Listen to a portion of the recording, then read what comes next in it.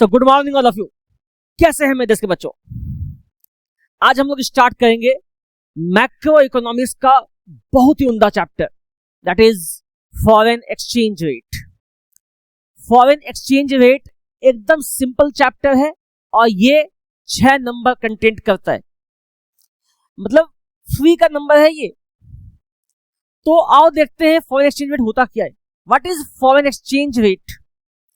बच्चों देखो क्या होता है, हम जानते हैं कि आज हमारा जो देश है ये पूरी दुनिया से कुछ ना कुछ खरीदता है और कुछ ना कुछ हम उसको बेचते हैं। Means there is the essence of import also and there is essence of export also. तो जब हम इंपोर्ट करते हैं, जब सामान खरीदते हैं तो हमें पैसा देना होता है। अब जब पैसा देंगे तो क्या देंगे? सामने वाले के टर्म्स एंड कंडीशन पे देंगे, उसको कितना पैसा वो चार्ज करेगा, ठीक है। जब हम उसको बेचेंगे किसी को तो वो सामने वाला जो कंट्री होगा वो हमारे टर्म्स कंडीशन पे हमें पे करेगा। तो ये जो टर्म्स कंडीशन है, इसी टर्म्स कंडीशन को हम बोलते हैं foreign exchange. Means a currency is converted into another currency when the domestic currency is converted into foreign currency is known as foreign exchange। आओ समझते हैं क्या होता है।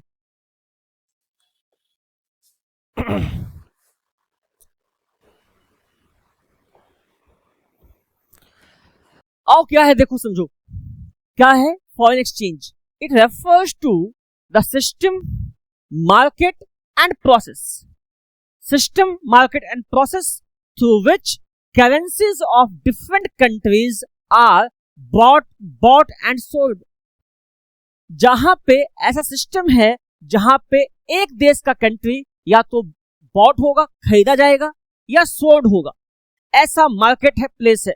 जैसे कि हम क्या करते हैं, हम सामान खरीदते हैं, हम जूते खरीदते हैं, हम कपड़े खरीदते हैं, वैसे ही फॉरेन एक्सचेंज भी खरीदा जाता है, बेचा जाता है। कई सारे जगह IMF में बेचते हैं हम लोग, वर्ल्ड बैंक में है, कई जगह है जहां पे हम फॉरेन एक्सचेंज बेचते हैं, खरीदते हैं। तो क्या हुआ, ऐसी मार्केट जहां पे हम फॉरेन एक्सचेंज को खरीदेंगे या बेचेंगे उसे हम क्या कहेंगे? उसे हम कहेंगे फॉरेन एक्सचेंज या फॉरेक्स। फॉरेक्स आप लिखेंगे नहीं, हालांकि फॉरेक्स भी कहते हैं इसको। आपने अगर कभी देखा होगा न्यूज चैनल में तो वहां लिखता है फॉरेक्स, FOREX। फॉरेक्स का मतलब होता है फॉरेन एक्सचेंज, ठीक है। आइए देखते हैं आगे। So next one is foreign exchange rate. हमने देखा कि एक करेंसी दूसरी करेंसी से जब ट्रांजैक्शन होती है उसे हम फॉरेन एक्सचेंज कहे। अब है दर, किस दर से करेंगे? तो क्या है देखो, it is the rate at which one currency can be exchanged for another in the foreign exchange market. Foreign exchange market में एक प्लेस में जिस दर पे ट्रांजैक्शन होगा उस दर को हम कहेंगे फॉरेन एक्सचेंज रेट। जैसे for example 80 rupees equals to $1। 80 rupees equals to $1। तो $1 के मुकाबले 80 रुपए है, यानी कि 80 रुपया क्या है मेरा डोमेस्टिक करेंसी है। $1 क्या है मेरा? $1 क्या है? अमेरिकन डॉलर है, अमेरिका का पैसा है। तो ये क्या हो गया कि जब हम किसी भी एक निश्चित दर से किसी भी करेंसी को एक्सचेंज करते हैं उसे हम कहते हैं फॉरेन एक्सचेंज रेट। अब सर इसका मतलब क्या है? क्या हम अमेरिका से 80 गुना पीछे हैं क्या?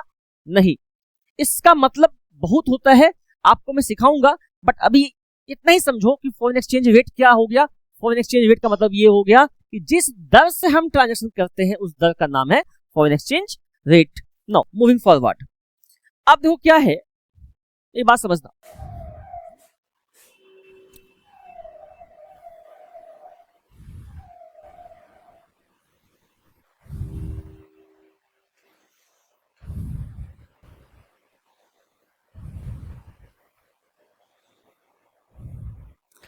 Types of foreign exchange rate. The next one is your types of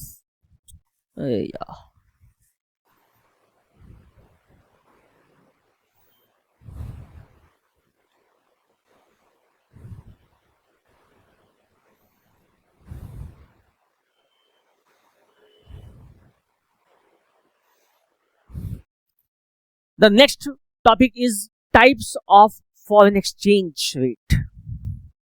कितने प्रकार का फॉरेन एक्सचेंज रेट होता है, मेरी बात समझना। सबसे पहले फॉरेन एक्सचेंज रेट जो डिसाइड हुआ था वो हुआ था 1870 में। पूरी दुनिया आपस में बैठ करके तय की थी कि हमें कैसे काम करना है। तुम जानते हो इंग्लैंड में पहली बार इंडस्ट्रियलाइजेशन आया था 18th सेंचुरी में, 1750-60 के आसपास। तो जब इंडस्ट्रियलाइजेशन आया था, जब इंग्लैंड ने क्या किया था, मशीन का प्रयोग किया था, उसके बाद तुम देखोगे इंग्लैंड पूरी दुनिया में स्प्रेड होता है, हर एक देश को गुलाम बनाता है। क्यों बनाएगा गुलाम? क्योंकि उसको क्या चाहिए, कच्चा माल चाहिए, रॉ मटेरियल, और उसको नया मार्केट चाहिए फिनिश गुड्स को बेचने के लिए भी।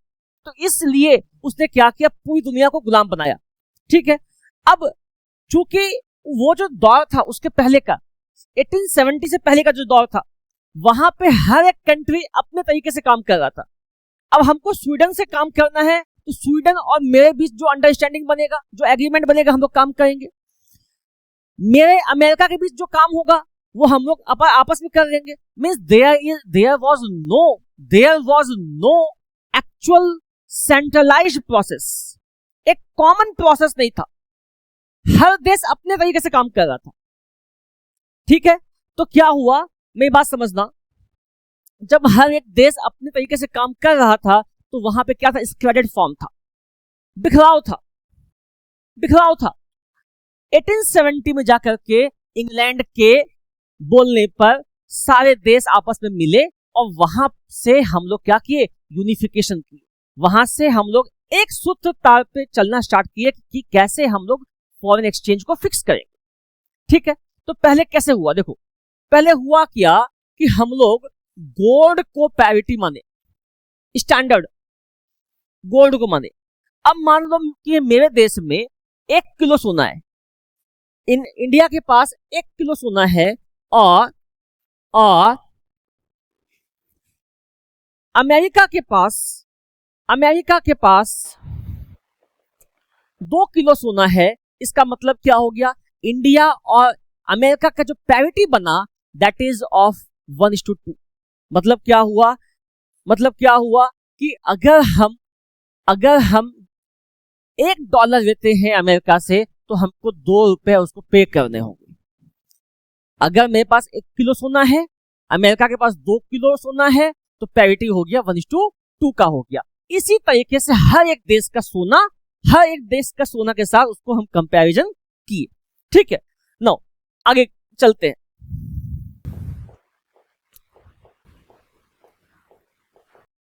मेरी बात समझना, 1870 तक तो ये काम चला, स्कैटर्ड फॉर्म था। 1870 में जाकर के यूनिफिकेशन हुआ, एक स्टैंडर्ड हम लोग बनाए। ठीक है, एक स्टैंडर्ड बनाए। 1870 के बाद जब ये काम चला तो आगे चल के 1914 तक ये काम यूं ही बढ़ता गया, ऐसे ही चलता गया। लेकिन 1914 में क्या होता है, मेरी बात समझना, 1914 में होता है फर्स्ट वर्ल्ड वार। क्या हुआ था फर्स्ट वर्ल्ड वार? 1914 में हुआ था फर्स्ट वर्ल्ड वार। और जब 1914 में जब वर्ल्ड वार हुआ था तो सारे देश क्या किए, जो स्टैंडर्डाइज्ड फॉर्म था, जो इंटरनेशनल नॉर्म्स था, पॉलिसीज थी, उसको छोड़ दिया। तो नहीं, हम नहीं मानेंगे, हमको करेंसी छापना है, भरपूर छापना है, हमको कोई मतलब नहीं है कितना गोल्ड है, कितना क्या है, कोई मतलब नहीं है। I have to just print the notes. Why so? To buy the weapons खरीदने थे हमको। इसीलिए हम क्या किए, फर्स्ट वर्ल्ड वार में जब चालू हुआ, 1914 में जब पहला वर्ल्ड वार चालू हुआ, उस समय हम वेपन्स खरीदने के लिए, नोट के प्रिंटिंग के लिए इंटरनेशनल नॉर्म्स को मानने से इनकार कर दिए। नाउ अब ये समझो बड़ी बात को, ये 1914 से लेकर 1918 तक ये चला वर्ल्ड वार 1।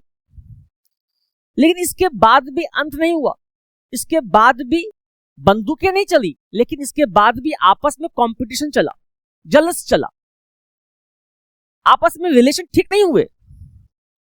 बाद में चल के 1930 के आसपास, मेरी बात समझना, 1930 के आसपास इंग्लैंड ने ट्राई किया फिर से कि हम गोल्ड पैरिटी को फिर से अपनाएंगे, मींस हम जो गोल्ड को स्टैंडर्ड रख के पैरिटी कर रहे थे उसको फिर से अपनाएंगे।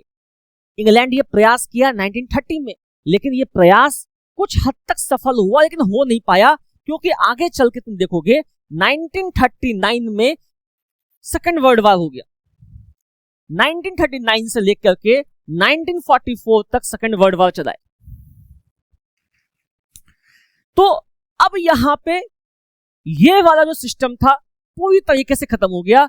अब कोई भी देश इस सिस्टम को चलाने के मनसा में नहीं था। ठीक है, तो अब जन्म लेता है कौन सा सिस्टम? अब जन्म लेगा कौन सा सिस्टम? 1944 के बाद, इसके बाद जो जन्म लिया है that is your Britain would exchange rate system. आओ समझते हैं क्या होता है, पहले ये बात समझो। सो आइए देखते हैं। तो पहला क्या हो गया? Fixed exchange rate system. So पहला क्या हो गया? Fixed exchange rate system. Fixed exchange rate system में दो तरीके हैं, दो बातें हैं, यहां ध्यान देने वाली बात है। ठीक है, जो भी डिस्कशन हुआ था ये दो बातें, ये वाली बात है। ठीक है, तो पहला बात क्या है? Gold exchange rate system. Gold exchange rate system जो कि 1870 से लेके 1914 तक ये चला। ठीक है, जो कि मैंने कहा कि फर्स्ट वर्ल्ड वॉर जो शुरुआत हुई थी उसके बाद से ये सिस्टम चलना बंद हो गया था। 1930 में एक बार प्रयास किया गया था इंग्लैंड के द्वारा, लेकिन वो सफल नहीं हो पाया। इसमें हुआ क्या था कि हम हर देश का करेंसी को उसके पास जो सोना है उससे हम कंपेयर करके उसका वैल्यू को डिसाइड कर रहे थे। ठीक है, आगे चलते हैं। Now Britain would exchange rate में क्या होगा? ब्रिटेन वुड क्या है, बात समझना मेरी बात को। अब सेकेंड वर्ल्ड वॉर हो गया। सेकेंड वर्ल्ड वॉर में पूरी दुनिया अस्त व्यस्त थी। इवन दो कि इंडिया से भी इंग्लैंड ने क्या किया था, क्योंकि हम क्या थे, इंग्लैंड के चंगुल में थे, तो इंग्लैंड ने क्या किया था, हमारे यहां से भी सेना और बाकी रिसोर्सेस को भेजा करके युद्ध में काम कराया था। यानी कि पूरी दुनिया अस्त व्यस्त थी। लेकिन अमेरिका इस युद्ध से बाहर था। अमेरिका सिर्फ क्या कर रहा था? हथियार बेच रहा था। दोनों लोगों को, दोनों ग्रुप्स को हथियार बेच रहा था। वो प्रॉस्पर कर रहा था। सारी दुनिया नीचे जा रही थी, डिग्रेड कर रही थी, युद्ध में फंसी हुई थी। अमेरिका प्रॉस्पर कर रहा था और यहीं से अमेरिका का युग शुरू होता है। अमेरिका 1944 में जब वर्ल्ड वॉर 2 का एंड हुआ तो अमेरिका के पास 70% ऑफ गोल्ड था पूरे विश्व का। 70% गोल्ड था। मोस्ट स्टेबल करेंसी थी वो। सारे देश की करेंसी खराब हो गई थी, लेकिन डॉलर जो था वो सबसे स्टेबल था। तो हेमन्सबर्ग में बैठ करके इन लोगों ने, एक अमेरिका में प्लेस है वहां पे मीटिंग किया और वहां पे इन लोगों ने डॉलर को एज अ कॉमन करेंसी माना। डॉलर को माना कि डॉलर से ही हम जितना भी देश है सारा का सारा करेंसी उसका जो होगा वो डॉलर से ही फिक्स किया जाएगा। ठीक है, यही समय था जिस समय आईएमएफ आया। आईएमएफ, वर्ल्ड बैंक,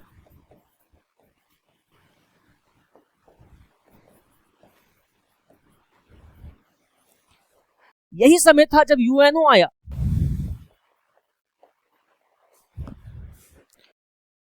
(1944) आप देखे होंगे कभी ना कभी कि 45 में यूएनओ का गठन हुआ था। यही समय था। ये सारा देश मिलकर के अमेरिका को अपना पिता मान लिया। ठीक है, अब क्या हुआ देखो, उसके बाद क्या हुआ। यहां से ब्रिटेन वुड में ये बैठ के डिसीजन हुआ था। वो जगह का नाम है, कई लोग बोलते हैं आदमी का नाम है, कई लोग बोलते हैं जगह का नाम है, जो भी नाम है, ब्रिटेन वुड में ये काम हुआ था। दैट इज 1944 से लेकर के 1971 तक ये वाला सिस्टम चला। इसमें हुआ क्या था, मान लो हुआ क्या कि डॉलर को एक बार गोल्ड के साथ पैरिटी किया गया। गोल्ड के साथ डॉलर का पैरिटी हो गया। अब जो भी वैल्यू निकला डॉलर का, उस डॉलर के संग उसको बेस मान करके जितना भी देश था उस देश का हम लोगों ने करेंसी को पैरिटी किया, उसका वैल्यूएशन किया। जो अभी भी हम जानते हैं कि हाँ $1 इक्वल्स टू 80 रुपीज जो बोलते हैं, कहीं ना कहीं उसकी रिफ्लेक्शन देती है।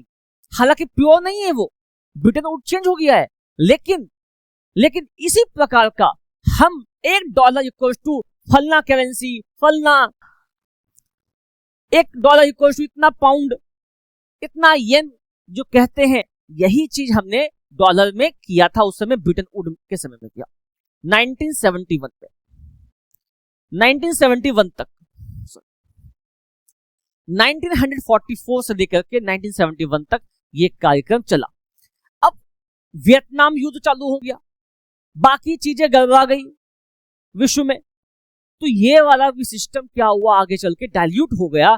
इस सिस्टम को भी अमेरिका नहीं माना। उसके बाद क्या हुआ, एक नया युग का प्रवेश हुआ, that is flexible exchange rate system.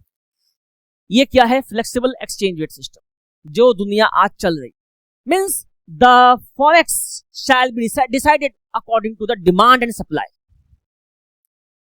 मेरे देश का करेंसी का कितना डिमांड है, कितना सप्लाई है, इस पर डिपेंड करेगा कि मेरी करेंसी सामने वाले की करेंसी के साथ क्या पैरिटी रखेगी, मेरे मुकाबले डॉलर क्या होगा, मेरे मुकाबले पाउंड क्या होगा, मेरे मुकाबले दिनार क्या होगा। ये डिसाइड करेगा आज demand and supply of the foreign exchange.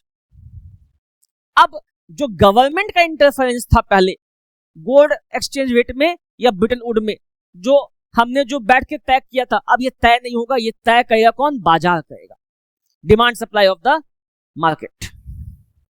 Now अब मेरी बात समझना, ये फॉरेन एक्सचेंज जो है फ्लेक्सिबल एक्सचेंज रेट 1971 से लागू हो गया, हम लोग अभी तक इसी को फॉलो अप कर रहे हैं।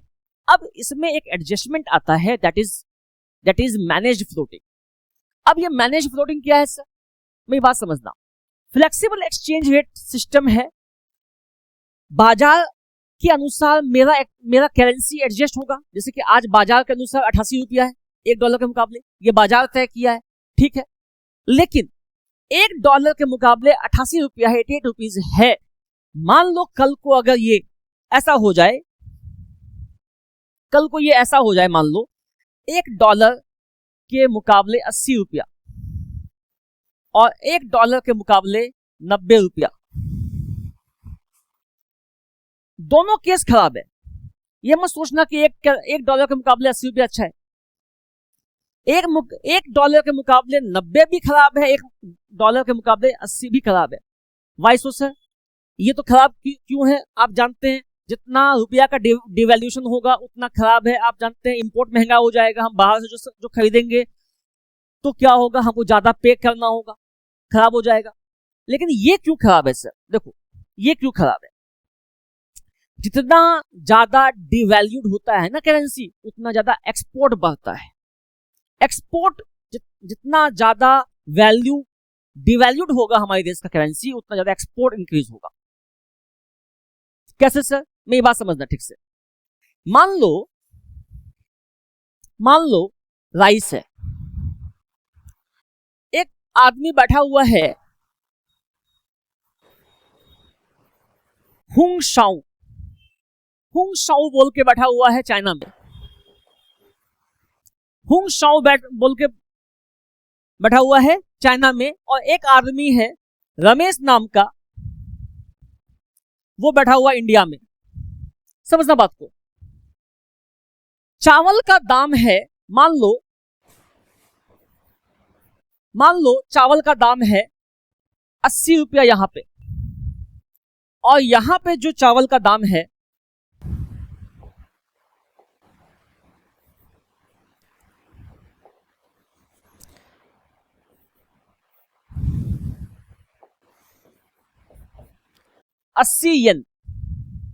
$80 यहां पे है, 80 रुपीज यहां पे है, चावल का दाम सेम है मान लो, ठीक है। लेकिन मेरी बात समझना, इंडिया में $1 के मुकाबले 80 रुपया है, और चाइना में क्या है, $1 के मुकाबले 20 येन है मान लो। ये जो है चाइना में क्या है, $1 के मुकाबले 20 येन है। इंडिया में क्या है, $1 इक्वल टू 80 रुपीज है। ये रुपीज में है और ये येन में है, मानो। अब मेरी बात समझना, अमेरिका का एक खरीदार है, एक इंपोर्टर है अमेरिका में बैठा हुआ, फिलिप्स नाम के, एक फिलिप्स नाम का खरीदार है अमेरिका में बैठा हुआ है। अब उसको चावल चाहिए, या तो चाइना से खरीदेगा या भारत से खरीदेगा, ठीक है। अब तुम मेरी बात समझना, चाइना में दाम 80 रुपया है, मतलब 80 येन है, यहां पे भी 80 रुपया है, सेम चीज है। लेकिन यहां देखो क्या है, यहां पे तुम देखोगे इंडिया में $1 इक्वल टू 80 रुपीज है, यानी कि सामने वाला जो फिलिप्स है, फिलिप्स जो है $1 हमको देगा और हमसे 1 किलो चावल ले जाएगा। फिलिप्स क्या करेगा, हमको $1 देगा और हमसे 1 किलो चावल ले जाएगा। 80 रुपया दाम है।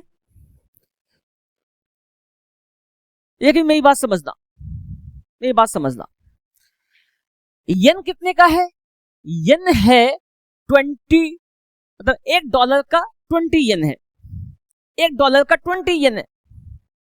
तो उसको चाइना को 80 येन देने के लिए, चाइना को 80 येन देने के लिए क्या करना होगा, उसको क्या करना होगा, 80/20 यानी कि $4 देना होगा, $4 देना होगा। फिर समझना मेरी बात, रिवाइंड कर देना इसको, मैं फिर समझा देता हूं। भारत से अगर वो फिलिप्स नाम का व्यक्ति जो कि अमेरिका में रहता है, अगर वो इंडिया से खरीदता है चावल 80 रुपया किलो के हिसाब से, और डॉलर भी 80 रुपया है, तो उसको $1 देना होगा। लेकिन वही चीज चाइना से खरीदेगा जहां पे $1 इक्वल टू 20 येन है, तो उसको $4 देने होंगे फिलिप्स को, क्योंकि 80 रुपया का 1 किलो चावल है, 80 येन का 1 किलो चावल है, इसीलिए उसको $4 देने होंगे। इट मीन्स फिलिप्स को ज्यादा सस्ता कहां पड़ा, इंडिया का बाजार, $1 में काम हो गया। चाइना जाएगा तो $4 लगेगा, इसीलिए जितना ज्यादा डिवैल्यूएशन होगा आपका एक्सपोर्ट भी उतना ज्यादा इंक्रीज होता है। मेन कारण ये है। तो इंडिया को अभी एक्सपोर्ट ड्रिवन इकोनॉमी बनानी है, इसीलिए इंडिया अपनी करेंसी को डिवैल्यू कर रहा है, ठीक है। अब मेरी बात समझना, इसमें और क्या लॉजिक है, देखो। अब मेरी बात समझो,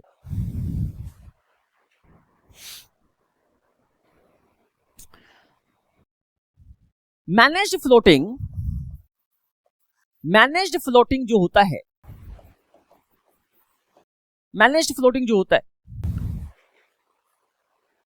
ठीक है, इसमें सरकार क्या करती है, इसमें सरकार मैनेज करती है।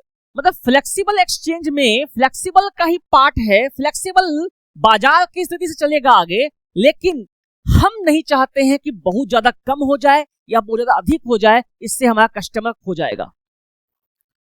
इसीलिए आरबीआई समय समय पर क्या करती है, इंटरनेशनल मार्केट से गोल्ड, इंटरनेशनल मार्केट से डॉलर खरीदती भी है और इंटरनेशनल मार्केट में डॉलर बेचती भी है। बेचती इसलिए है कि अगर हमारा पैसा कमजोर हो गया है, रुपीस कमजोर हो गया है, तो डॉलर बेच दो, इससे क्या होगा, डॉलर का भाव कम हो जाएगा।